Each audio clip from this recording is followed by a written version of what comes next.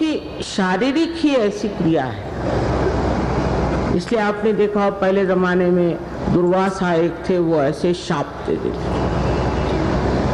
उनको सिर्फ शाप देना ही आता था, किसी को उद्धार किया नहीं मैंने सुना। यह अध्यात्म नहीं, आत्मा का प्रकाश एक तरफा नहीं चलता, चारों तरफ फैलता। और ऐसा आदमी अपनी शांति में, अपने गौरव में शांत। ये स्थिति आने के लिए कोई चीज छोड़, उसको छोड़, उसको छोड़, कोई चीज छोड़ने की जरूरत नहीं। जो भी कुछ संसार में है वो वहां अपनी जगह है। जैसे ही आप अपनी आत्मा को प्राप्त करेंगे, कुंडलिनी के जागरण से ये जब घटित होगा, तब आप देखेंगे कि सबके साथ आपका तादाद, और ऐसी ऐसी कविताएं सूझेंगी, ऐसी ऐसी बातें दिमाग में आएंगी, इतनी सूक्ष्म, जो आपने कभी सोचा भी नहीं, कभी आपने देखा भी नहीं, कभी आपने गौर भी नहीं किया, आपके ध्यान में भी वो बात नहीं है।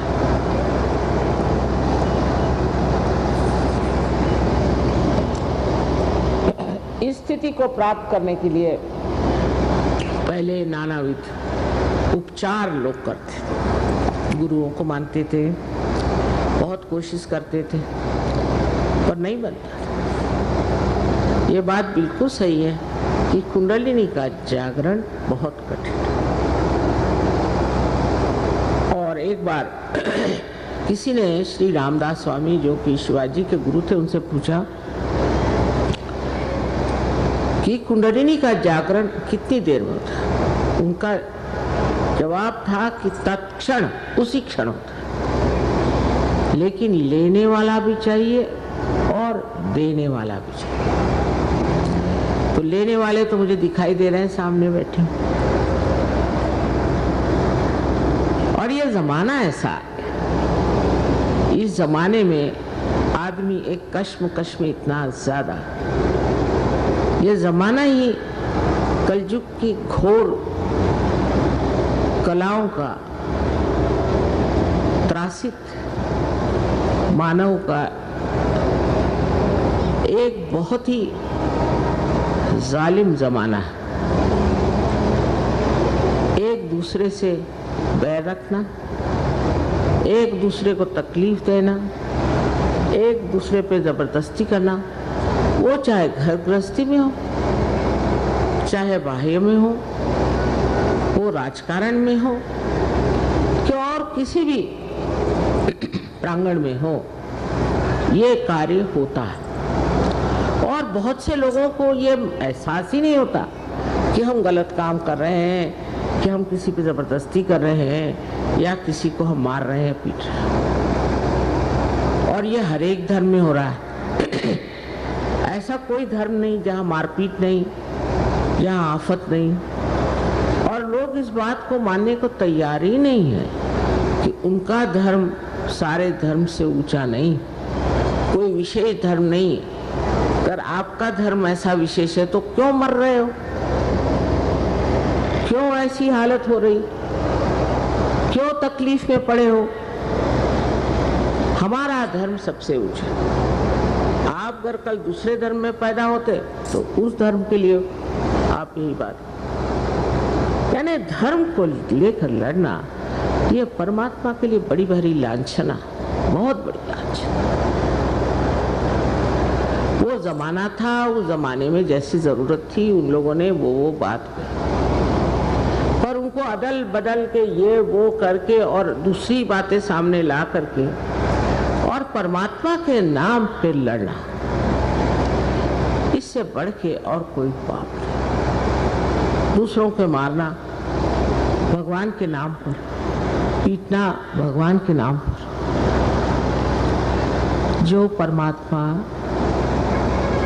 क्षमाशील, दयाशील, करुणा के सागर,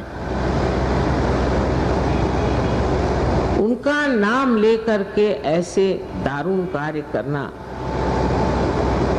किसी भी धर्म की लांछना। किस चीज के लिए लड़ रहा है?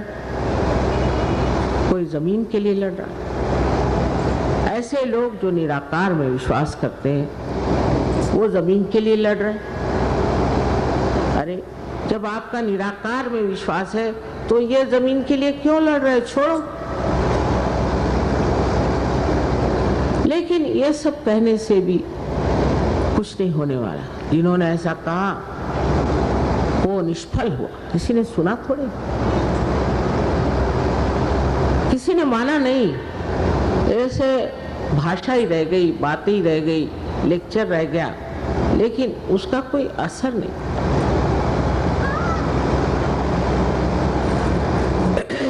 कारण ये कि मनुष्य अंधकार में अज्ञान के पड़ा हुआ है।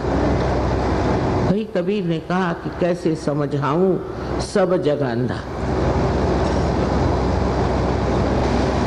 वही बात थी।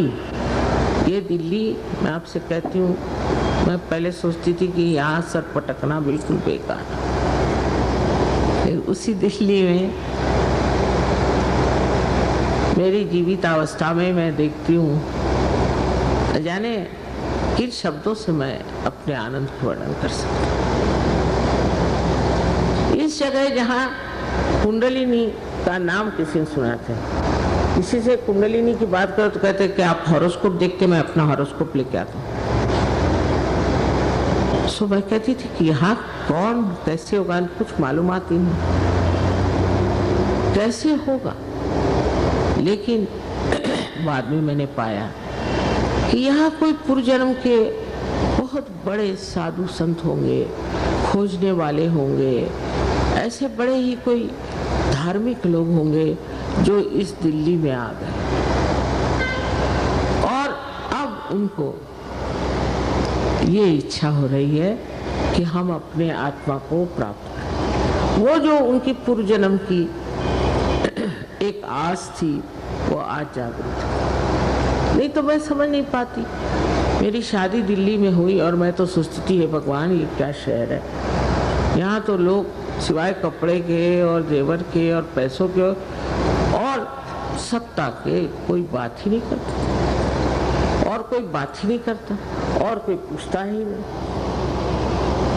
और उसी दिल्ली में आज आप लोग अपने आत्म साक्षात्कार के लिए आए हुए हैं।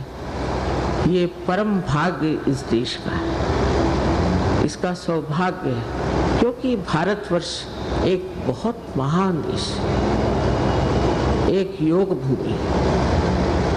लेकिन हम इसके बारे में कुछ जानते नहीं। जब हम इस देश के बारे में कुछ जानते नहीं तो इससे हम प्रेम कैसे करें, इसके प्रति हम जागरूक कैसे होंगे। मैं हैरान, लंदन जैसे जगह में रहती थी, वहाँ का इंग्लैंड देश इतना सा है, इतना सा। उसमें कुछ कहना चाहिए कि हिंदुस्तान के कितना जनान है, बहुत ही कम लोग, पर हर एक आदमी चप्पा चप्पा जानता है, हर एक बात मानता है। और बड़े गौरव से, वहाँ कोई चीज है नहीं गौरवशाली, सच बात तो था। मैंने किसी से पूछा कि ये तुम कहाँ से कांच का बर्तन खरीद ला है? फौरन उसने बताया वो फलाने जगह वहाँ है, नॉर्थ में ऐसा है, और ये वो फैक्ट्री है उसमें बनता है। हैरान, वहाँ पड़ोसी आपस में बात नहीं करते, पर हर आदमी जानता है कि ये देश क्या है। हर एक चीज को जानता है, चाहे वो पढ़ा हो नहीं हो कुछ।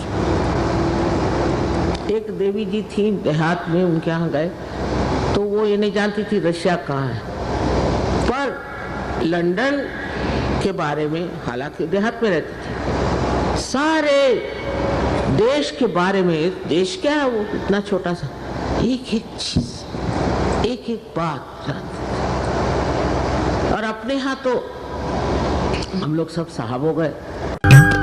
सब्सक्राइब कीजिए कुंडलिनी जागरण को और प्रेस कीजिए बेल आइकन को, जिससे कि आपको मिल सके हमारी लेटेस्ट वीडियो सबसे पहले।